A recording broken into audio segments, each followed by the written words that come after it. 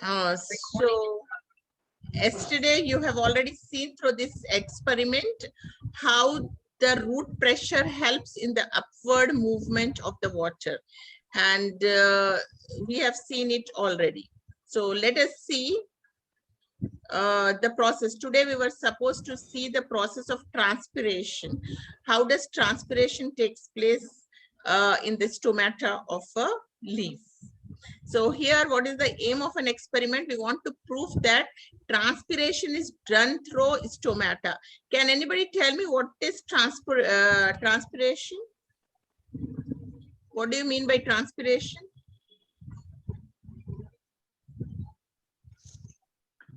Who could answer this question? Raise your hand.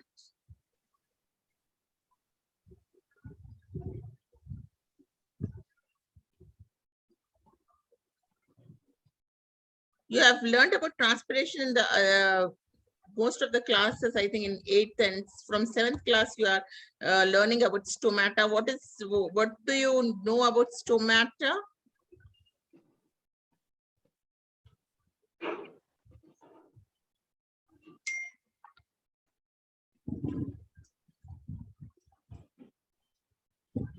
To answer what is transpiration?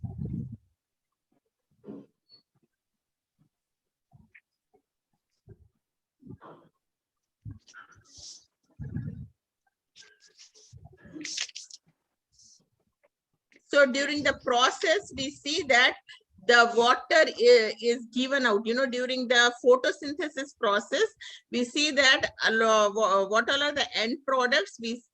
You check that glucose, water, and oxygen is released from the plant. So how is this water that is released from the plant is called transpiration. So let's see how is it happening. So we have taken a potted plant, a polythene cover, and then what are we doing is and we are watering this plant and covering a few leaves of this plant with a polythene cover. And then what are we doing is we have kept it in the sunlight for some time, and then we observe that the water that is absorbed from the root hairs, and with the help of xylem, these water molecule and with the root pressure reaches through the stem, through the branches, and then to the leaves. And then we see that this upward flow of water, this is not enough supply of water from the roots. And then you see that the huge trees, which are 120-meter high, in such trees also water has to be pushed up several meters upwards against Earth's gravitation force. So because everything you push it, it comes down. But here, this root pressure and the xylem is helping the continuous flow of water and the minerals from the soil in the upward direction, which reaches to the leaves. And from the leaves, it's even going out in the atmosphere. So 98% of the water is evaporated and passes out into the atmosphere.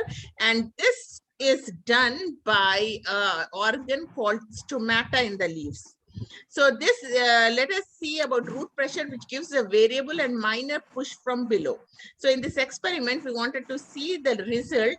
How is this, does this water from the soil that is taken up, absorbed by the roots, are coming out? So now we see in observation. Now, if you observe this, the polythene, at the end of the polythene pack, you can see water droplets. So this shows that the excess of water from the plants evaporates through the stomata of the leaf into the atmosphere. And this process is called transpiration. Now, can anybody tell me transpiration in their own words? What do you mean by transpiration? Who can say, please raise your hands. And Ramsha, yesterday, did you post the performance marks in the group?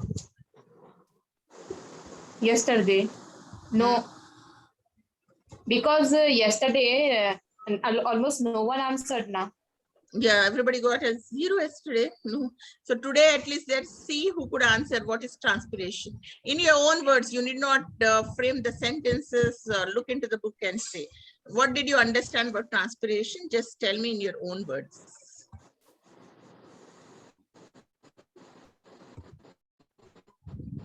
Yes, Arbaz, very good. Transpiration is a process in which roots take water and supply to the leaves, Mm. and stomata uh, release water. Releases water in the outside atmosphere. Okay. Yes. So this water that is coming out from the soil is again transported back, evaporated back. 98% of that water is evaporated back into the atmosphere. Very good. Yes. So this is how the transpiration takes place. You can see how it is happening, how the water molecules comes out from the God cell of the stomata.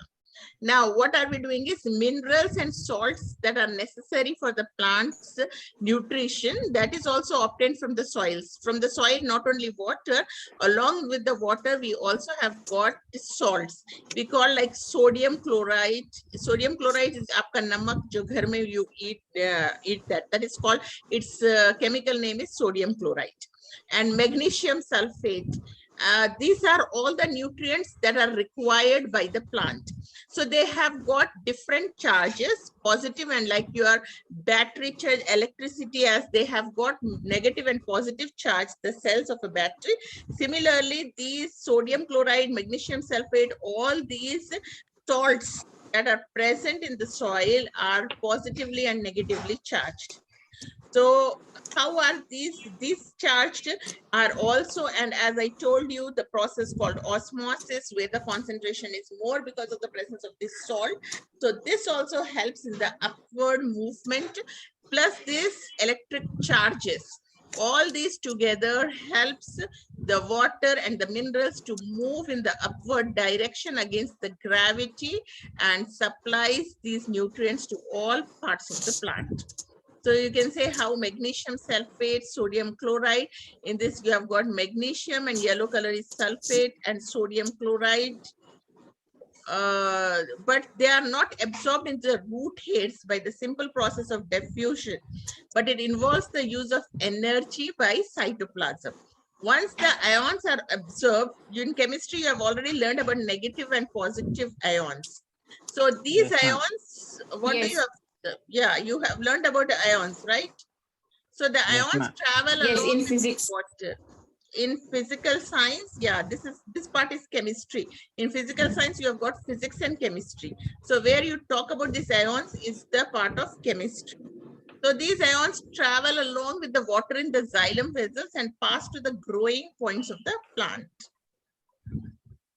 So you can just see how it is moving, and they are even used for the growth purpose. They may also pass laterally from the xylem to phloem. Thus, mineral salts are one of the natural factors in the plant growth phenomenon. These are very important, and that from these plant food only we are also getting all these salts, which are very much required for our body.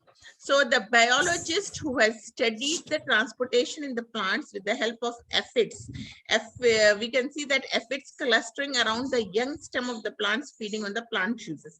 These aphids are the small insects, organisms that are sucking this liquid from the stem of young plants. So because they know that here they have got all the nutrients, all the salts in these stems. So that is how he has observed that why these aphids are absorbing only from the stem. So to obtain the juice, an aphid pierces the plant tissue with its long needle-like organs, and then an aphid is killed while in the act of feeding, and the body in then carefully cut away, leaving the hollow proboscis still inside. So that's how this scientist has done. The proboscis, you can see how it is inserting inside with this sharp proboscis inside to suck water from the stems. So the contents of the phloem sheath tubes are under slight pressure, and the fluid slowly executes from the cut end of the proboscis to form the drops. If you want to copy down this diagram. So So this is how the scientists have observed.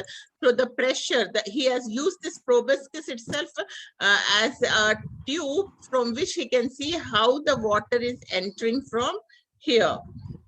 So it was found that a form of droplets that were coming out like a funnel. It was used like a funnel, the proboscis of an amphid and insect. And from this, he could observe that these droplets, which were collected from the proboscis, were analyzed under the microscope. And it was found that it contains sugar and amino acids. Sugar and amino acids are the building blocks of carbohydrates and proteins. So that means it was that insect was coming over there for these nutrients. It is inferred that the food, and what does nutrients give? Why do we need nutrients in our food? To get energy. Very good. It is for Yes. energy. So even the insects also need energy. Energy That is the purpose. reason, yeah, they were near this.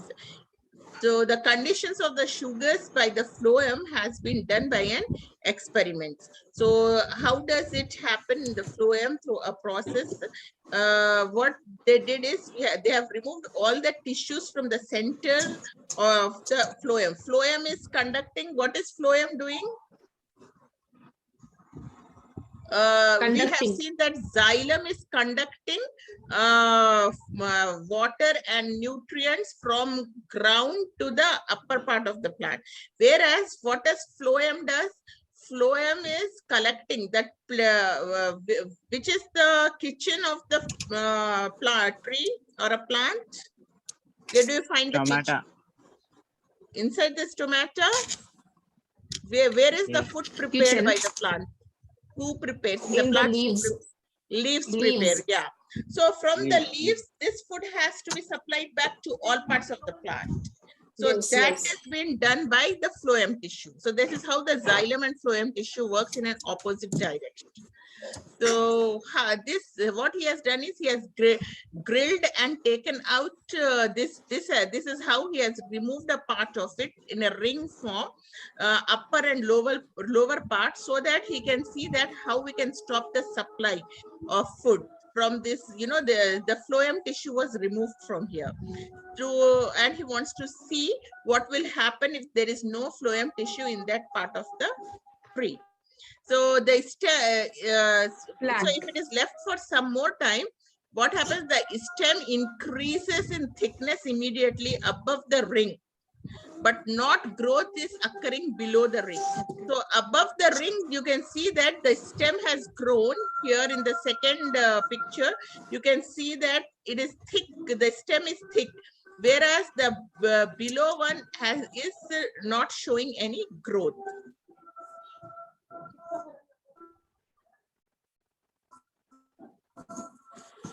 Okay. So, but we cannot see any growth in that. So this shows that, so any damage to the phloem all around the stem will prevent food from passing down the roots, and the tree will eventually die.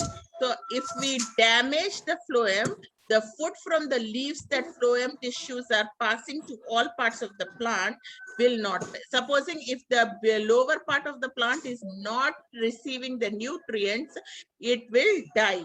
And that's how eventually if it is damaged, the plant dies, because from the roots, when these nutrients are carried to all parts of the plant, the leaf is using it for the process of photosynthesis, and this prepared food is again supplied back to all parts of the plant through phloem tissue.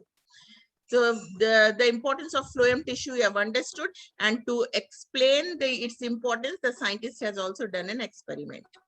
So certain mammals scratch the bark. If you can see that, how is this phloem damaged? How are these phloem tissues damaged? We generally see it getting damaged because of natural disasters, or sometimes animals, human beings, we damage it.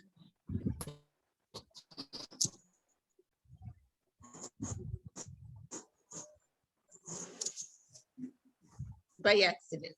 So that is how the plants are damaged. You can see that the phloem is damaged here around the stem, and this prevents the passage of the food from passing down to the roots, and the tree will eventually die. Most of the time you see that if there are big trees around their houses, a tree like this which you have seen, or a big banyan tree, so you cannot cut such a big tree. So what do these people do? You know, the people who cut these trees, they'll first remove this phloem. This ring like structure is made. Later it becomes very weak and it becomes easy to remove that tree. And certain mammals also, you know, they scratch the barks of the tree to get food stored in the phloem, because phloem is full of food that leaves are preparing. So all these animals are also, you know, at the back of phloem and the trunk of the tree, and that is how the phloem gets damaged, and it ultimately damages the tree, and the tree may die. So you can just see all this in these pictures, how this stored food is being eaten by many animals, rabbits, and even the saplings are damaged. Ma'am, what do you mean by saplings? Can you explain? Saplings, yes.